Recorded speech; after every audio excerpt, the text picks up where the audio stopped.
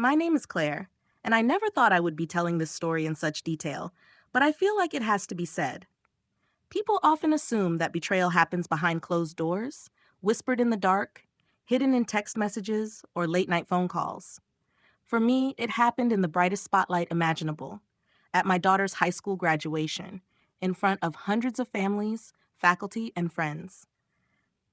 I am telling it now because the truth has a way of demanding a voice, and silence only protects the one who caused the damage. I am not protecting him anymore. It was supposed to be a proud day. Our daughter, Emily, had worked harder than anyone could imagine. She had spent nights buried in textbooks, mornings rushing out the door to catch the bus, afternoons balancing homework and part-time jobs. This was her moment, the culmination of 18 years, and I wanted to savor it without distraction. I wanted nothing but the joy of seeing her walk across that stage. Instead, my husband Mark chose that exact moment to shatter the life we had built together. The ceremony was held in the school's main gymnasium, decorated with rows of folding chairs, banners in the school's red and white colors, and bouquets of lilies placed near the podium. The air smelled faintly of flowers, mixed with the waxy scent of polished floors. Cameras clicked, programs rustled, and the sound of excited chatter echoed from the bleachers. Parents leaned forward in their seats, whispering to each other about college plans and future dreams. I sat in the second row with Mark beside me, my palms damp against the smooth fabric of my dress. I kept adjusting my necklace, a nervous habit I thought I had outgrown. Emily's name was just a few minutes away from being called. She was lined up with her classmates, wearing her crimson cap and gown, her tassel pinned neatly to the side. From where I sat, I could see her scanning the crowd, searching for us. She spotted me and smiled, and I waved back, feeling a lump rise in my throat. That should have been the moment that carried me through the day. Instead, Mark leaned forward, cleared his throat, and delivered the words that would brand themselves into my memory forever. "I am leaving you," he said in a flat, measured voice.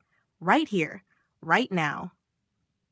For a second, I thought I had misheard him, that maybe the noise of the gym had twisted his words. But he repeated them again, even slower this time, like he wanted me to absorb every syllable. "I am leaving you." My body reacted before my mind did. My chest tightened, my pulse raced, and heat rushed to my face as if every eye in that gymnasium turned toward me.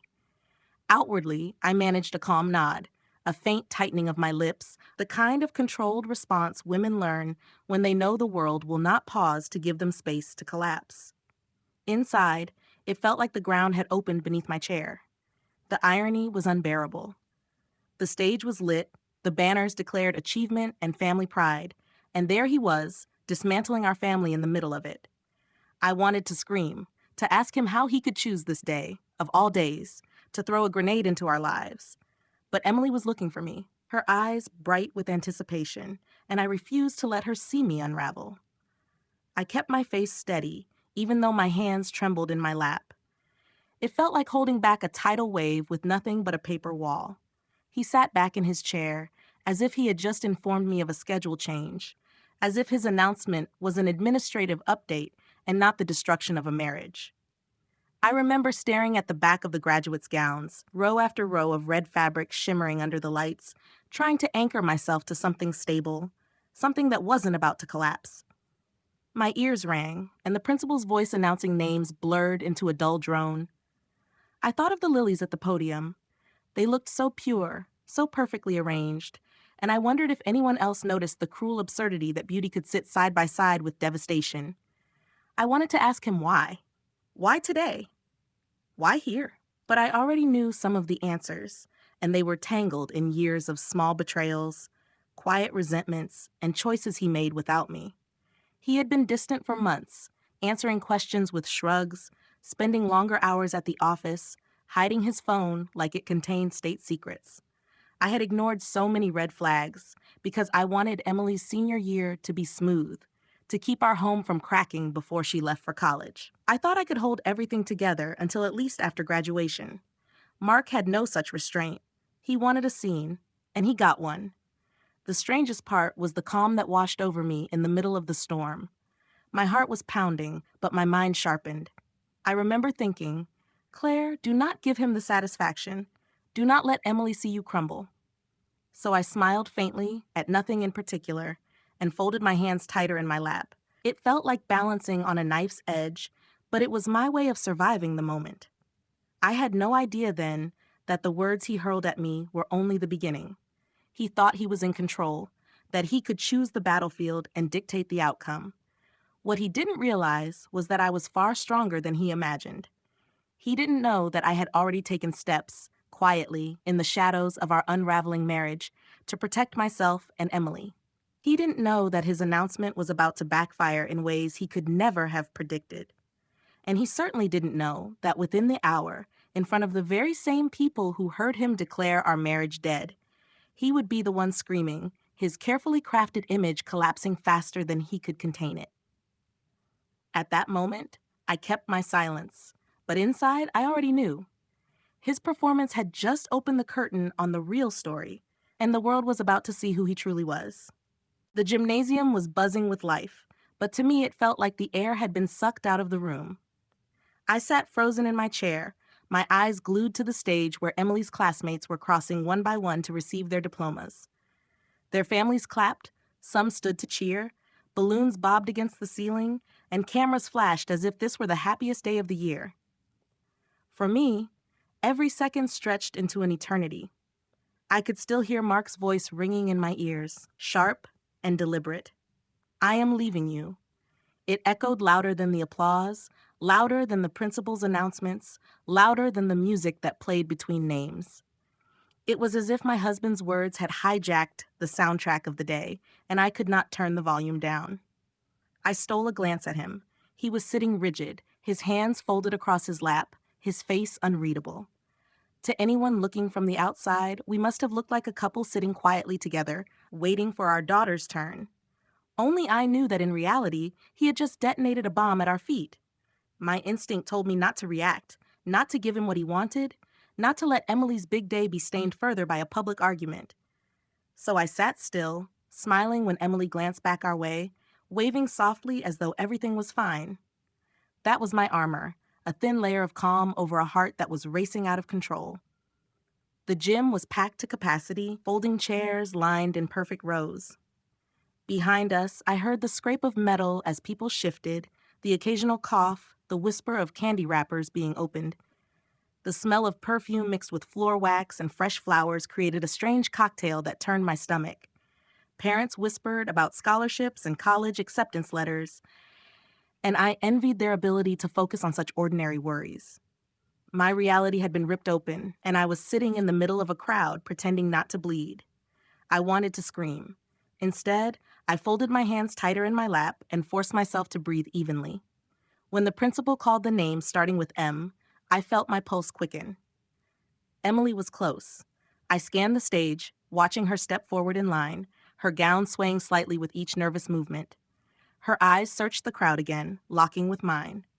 That smile, pure, radiant, hopeful, nearly broke me. I smiled back, wider this time, praying she could not see the tremor in my lips. I would not let her graduation memory be tainted by the ugliness sitting next to me. I owed her that. In the moments before Emily's name was called, my mind drifted back to the days leading up to this ceremony. The subtle clues had been there, signs I had chosen to dismiss. Mark had been glued to his phone, texting with the screen tilted away whenever I walked into the room. He had taken sudden late nights at work, unexplained errands, a sharp tone when I asked simple questions. I told myself it was stress, midlife restlessness, anything but the truth my gut already knew. I had clung to the belief that we could hold it together until Emily left for college. I wanted her to remember her senior year as joyful, not fractured. That hope had been shattered in a single whispered sentence. The applause swelled as Emily's name was finally called. She stepped across the stage, shook the principal's hand, and accepted her diploma. Her face lit up, glowing with pride. I clapped harder than anyone around me, tears threatening to spill, but held firmly in place. This was her moment, and I would not let Mark's cruelty overshadow it. I cheered with all the strength I had, forcing my voice above the noise, determined to give her the memory she deserved. Out of the corner of my eye, I noticed Mark clapping too, his expression still composed, as though he had not just shattered our marriage minutes earlier. The hypocrisy burned, but I said nothing. As Emily walked back to her seat, I caught sight of the relatives seated a few rows behind us. My sister was snapping photos. My parents clapped with pride, completely unaware of the storm brewing in our row. The contrast felt surreal. Around me, life looked normal. Proud families, happy students, cameras flashing. Inside, my life was disintegrating, and no one else could see it. That was the strangest part of betrayal. It is invisible until it explodes in ways no one can ignore. When the ceremony ended, the graduates tossed their caps into the air. The gym roared with cheers, and balloons fell from the rafters. Parents rushed forward with bouquets, siblings pushed through to hug their graduates, and flashes from cameras lit the air like strobe lights. I rose slowly, smoothing my dress, my legs stiff and unsteady. Mark stood beside me, his face still blank, as though nothing had been said. He slipped his phone into his pocket and adjusted his jacket, calm and controlled. To the world, we looked like any other family celebrating their child's success. Only I knew the truth of the words he had just delivered like a dagger to my chest. I wanted to tell someone, anyone, but my lips stayed sealed. This was not the time. Emily rushed toward us, her cap slightly askew, her diploma clutched tightly in her hand. She threw her arms around me, and I held her as if letting go would make the entire moment unravel. I kissed her cheek and whispered how proud I was. Behind us, relatives closed in, snapping photos, congratulating her, pulling her into hugs. The chaos gave me a few moments of protection, a shield of noise and movement that let me breathe. As I stood there, wrapped in the blur of celebration, I felt a strange clarity. Mark thought he had chosen the time and place to humiliate me, but I still had choices. I could decide how to react, how to protect Emily, how to reclaim my dignity. My silence was not weakness. It was strategy. He had no idea what I was preparing, no clue that the very control he thought he had would slip through his fingers sooner than he imagined. At that moment, as the cameras flashed and Emily laughed with her friends, I made a quiet promise to myself. He would regret turning this day into his stage. What he thought was the end of our story was only the beginning of mine. 3. This was not the first time Mark had cut me down, but it was by far the loudest. Sitting in that gymnasium, pretending everything was fine while Emily clutched her diploma, I felt years of memories pressing down on me. It was as if every small betrayal, every cold shoulder, every cruel word had been waiting for this stage, this audience, to show me what he was really capable of. The truth is that our marriage had been cracking for a long time, and I had been patching the holes with excuses. I thought back to the night of my sister's engagement party. Everyone had gathered in her backyard, fairy lights strung across the trees, laughter echoing with the clink of glasses. I had made a toast, simple and heartfelt, and when I turned to sit down, Mark was gone. I found him 20 minutes later in the driveway, scrolling on his phone. When I asked him why he left, he didn't even look up. "You talk too much," he muttered. That night, I cried in the bathroom while the rest of my family celebrated. It was not the first time he disappeared when I needed him, but it was the first time I realized he wanted me small, invisible, even in my own family. Then there was the issue of money. Emily had wanted to take a summer class to prepare for college, something that would give her a head start. The fee was not small, but I was ready to cover it. Mark told me we could not afford it. 2 weeks later, I found out he had written a generous check to his sister to help her buy new furniture. When I asked why, he shrugged. Family helps family. The words cut deeper than I could explain, because apparently Emily and I were not part of the family he meant. I let it go, told myself we would find another way, but the resentment settled like a stone in my chest. The worst moment before graduation happened late one night when I discovered a text on his phone. He had left it on the counter while showering, and the screen lit up with a name I did not recognize. The message was harmless at first glance, something about a meeting, but the timestamps and the frequency told another story. When I asked him about it, he laughed. "You are paranoid," he said. "Stop acting crazy."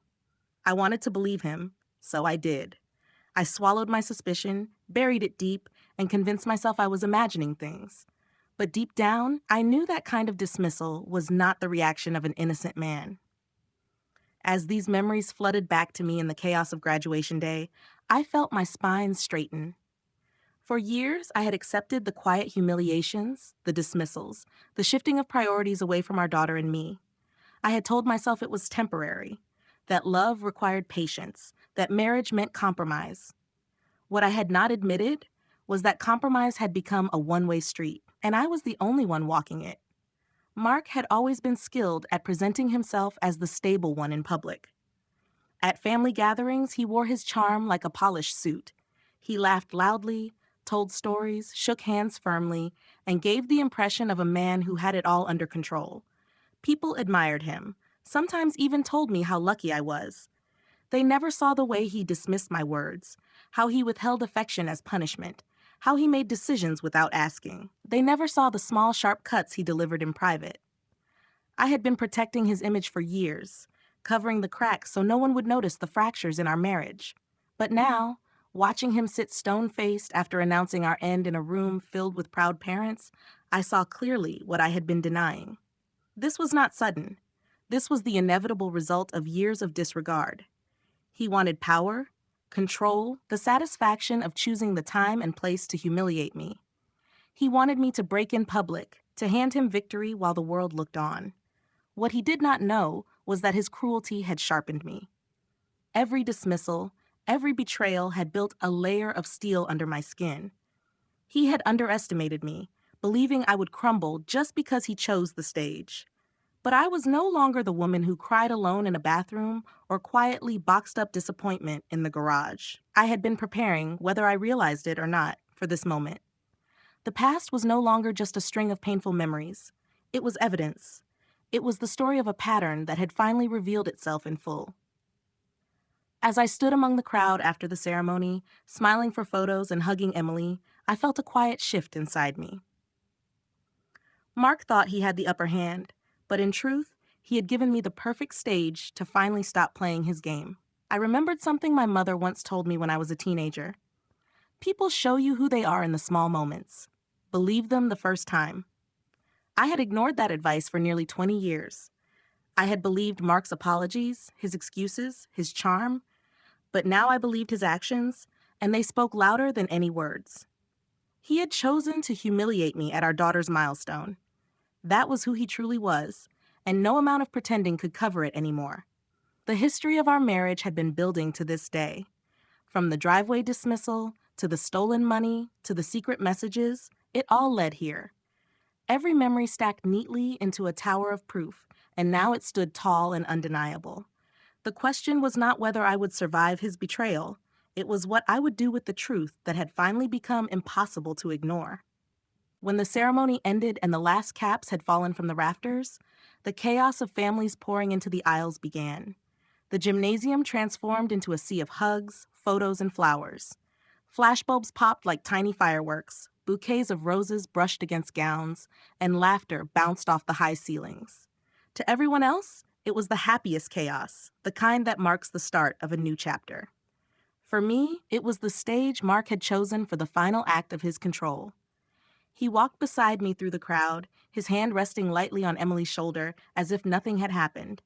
To anyone watching, he looked like a proud father, supportive husband, steady man. Only I knew the words he had whispered minutes earlier. Only I felt the weight of the promise he had made to end us. We made our way to the parking lot, where families spilled into the sunshine. The asphalt shimmered with heat, and the air carried the scent of fresh-cut grass mixed with exhaust from cars lining up to leave. Emily was radiant, laughing with her friends, posing for selfies, holding her diploma like it was a ticket to freedom. I let her have her joy, but my mind was already bracing for what would come next. Mark's announcement had not been for my ears alone. He wanted witnesses, and I knew he would not stop at a whisper. He craved spectacle. It happened near the school entrance. Relatives gathered around Emily, handing her flowers, congratulating her with warm smiles. My sister asked if we could take a family photo. Emily stood between us, her cheeks glowing, her smile wide. I wrapped an arm around her, steady and proud. Mark shifted closer, his hand brushing mine, and for a second I thought he would play along. But instead, he cleared his throat, his voice rising above the chatter. "This is probably the last family photo you will get of us," he said, his tone sharp and deliberate. The laughter and clapping around us slowed. Heads turned. His words cut through the celebration like a blade. Emily froze, her smile faltering, confusion flickering in her eyes. "What do you mean?" she asked, her voice trembling just enough for me to notice.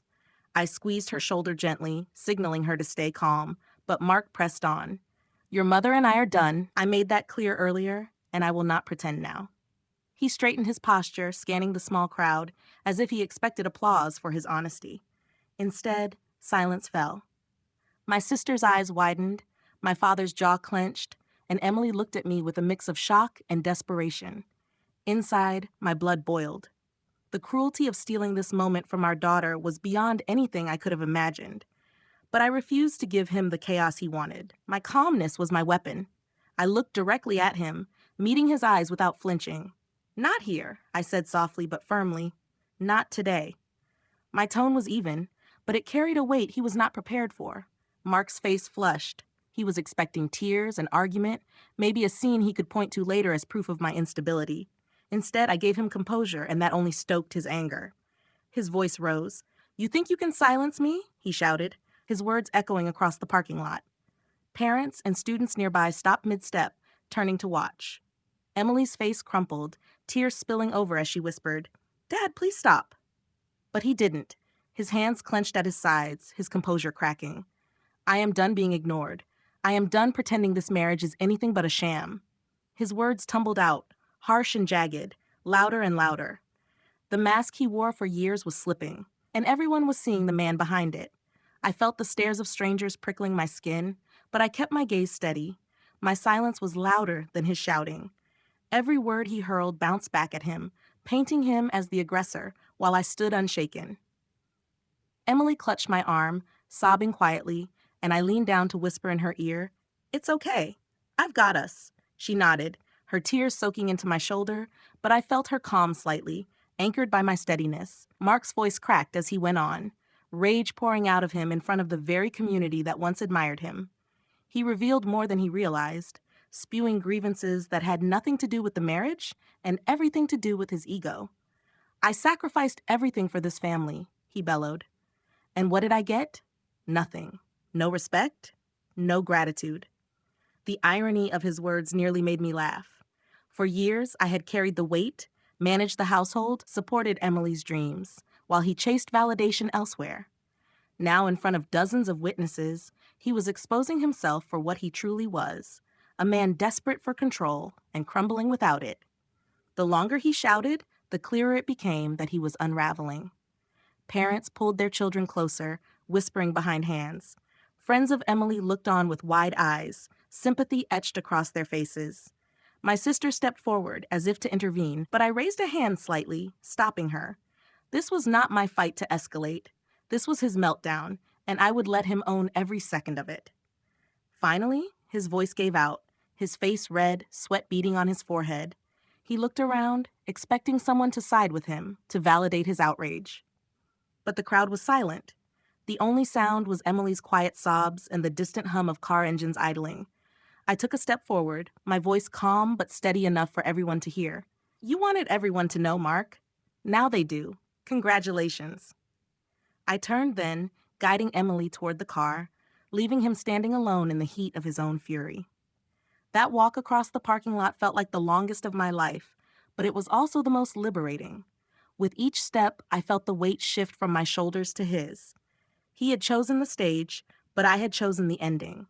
And the image seared into my memory was not of me breaking, but of him unraveling under the gaze of the very people he wanted to impress. It was the day he thought he had destroyed me, but instead, he destroyed himself. As Emily and I walked away from the crowd, my heart pounded, but my steps were steady. The sun pressed down on the asphalt, and I felt the heat rising from the ground with every stride. Emily clutched her diploma against her chest like a fragile shield, her tears streaking down her cheeks. I squeezed her hand gently, whispering, "We are okay. We are stronger than this." She nodded, though her eyes were wide with fear and disbelief. Behind us, Mark's voice finally faded into silence, swallowed by the murmurs of the stunned crowd. By the time we reached the car, Emily broke down completely. She dropped her flowers into the back seat and collapsed into my arms, sobbing into my shoulder. Why did he do that, Mom? Why here? Why today? The questions cut through me like knives because I had asked myself the same ones all morning. I stroked her hair, steadying my voice, because sometimes people want attention more than they want love. But his choices don't define us, Emily. They don't define you. My words trembled at the edges, but I meant every one of them. We sat in the car with the air conditioning blasting, trying to cool the stifling heat and the weight of the moment. Through the windshield, I could still see clusters of families hugging, laughing, taking photos with graduates. Their happiness felt like another world, one I had been exiled from. But I refused to let Mark take this day entirely from Emily. "This is still your graduation day," I said firmly.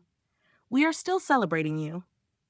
I pulled out my phone and texted my sister, asking her to bring everyone to our house for dinner that evening. I wanted Emily to feel surrounded by love, not shattered by one man's anger. Minutes later, Mark appeared at the far end of the lot, pacing like a caged animal. His shirt clung to him with sweat, his hair damp against his forehead. He glanced around, scanning for us, but I ducked low, keeping Emily shielded from his view. He had already taken enough from her. He would not get another audience. After a few tense minutes, he stomped toward his own car, slammed the door, and drove off in a screech of tires. Emily flinched at the sound, but I reached for her hand again. "That was him leaving, not us," I said softly. Later that evening, our living room filled with voices, the kind that carried warmth instead of venom. My parents arrived with trays of food, my sister brought balloons, and neighbors stopped by with small gifts for Emily. She smiled again, tentative at first, then brighter as the night went on. I watched her sit with her friends on the couch, laughter bubbling out as they scrolled through photos from the day. In that moment, I saw her resilience, the strength she had inherited without even realizing it. She was hurt, yes, but she was not broken. Neither of us was. Mark, however, did not stay quiet for long. Around 9 o'clock, the doorbell rang. I opened it to find him standing there, face tight, eyes bloodshot, his shirt wrinkled as if he had been pacing for hours. He tried to step inside, but I blocked the doorway. "What do you want, Mark?" I asked, my voice even. Behind me, I could hear Emily's laughter drift from the kitchen. He flinched at the sound. "You embarrassed me today," he snapped. "You made me look like a fool." I almost laughed at the irony. "You did that all on your own," I replied. His jaw tightened, his fists clenching at his sides. "I want to talk to Emily," he demanded. I shook my head firmly. "Not tonight. Tonight is about her, not you. You already took enough from her at the ceremony. You don't get to take this too." His eyes darkened, and for a moment I thought he might shout again, but the presence of my father standing a few feet away seemed to hold him back. My father crossed his arms, his gaze hard, silently telling Mark he had overstayed his welcome. Mark hesitated, then stepped back from the doorway. "This isn't over," he muttered before turning and walking into the night. I closed the door slowly, locking it behind him. My chest rose and fell with the weight of the moment, but I felt no fear, only clarity. This was what he did: lash out, seek control, demand attention. But now the pattern was visible to everyone, not just me.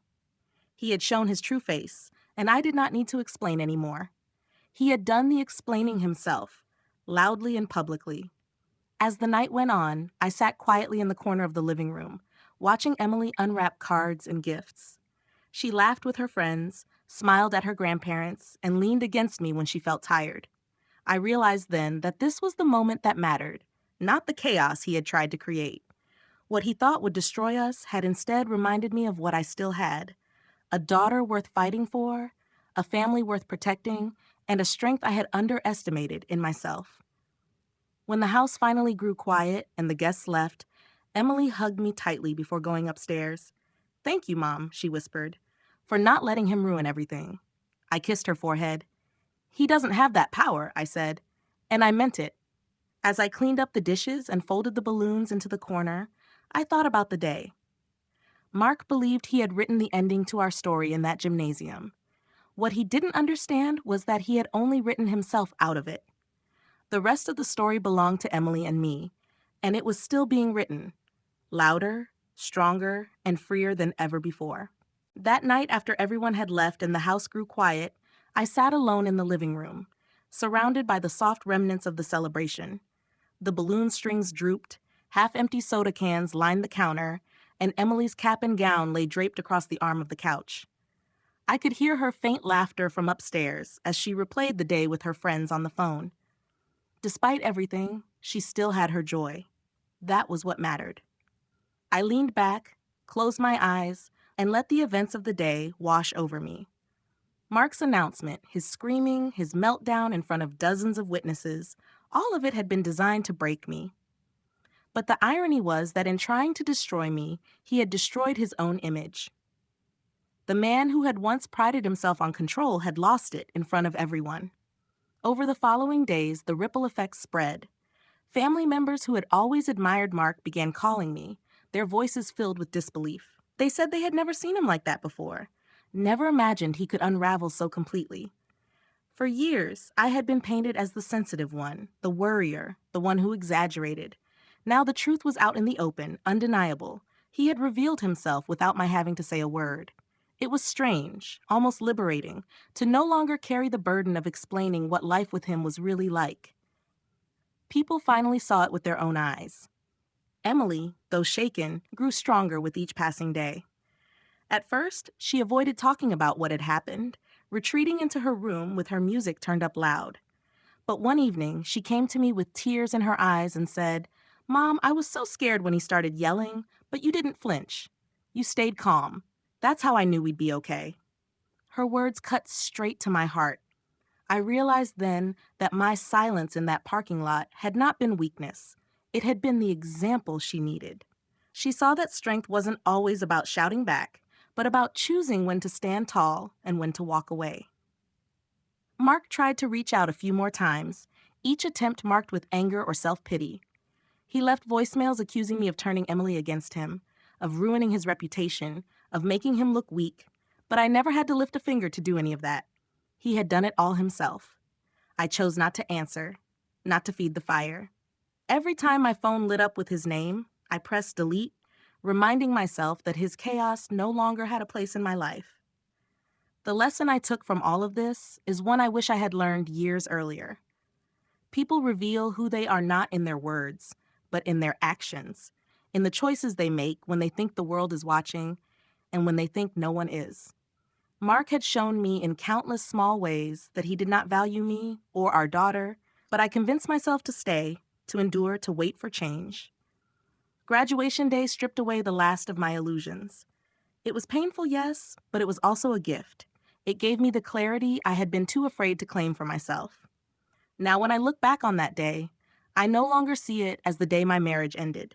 I see it as the day my freedom began. I see Emily smiling through tears. I see my family rallying around us. And I see myself standing steady when the storm raged the loudest. That is the version I choose to carry forward. The ending of one chapter is nothing compared to the beginning of another, especially when that new chapter is built on truth, dignity, and strength. If you've stayed with me through this story, I want to thank you. Sharing it has not been easy, but I know there are others who need to hear that surviving betrayal is possible, that standing firm in the face of humiliation can lead to something better. If my story has held your attention, if it has made you think or given you strength, I invite you to stay connected. Subscribe to this channel so you can join me for more stories, more lessons, and more reminders that even in the darkest moments, there is always a way forward. Together, we can turn pain into power and endings into beginnings.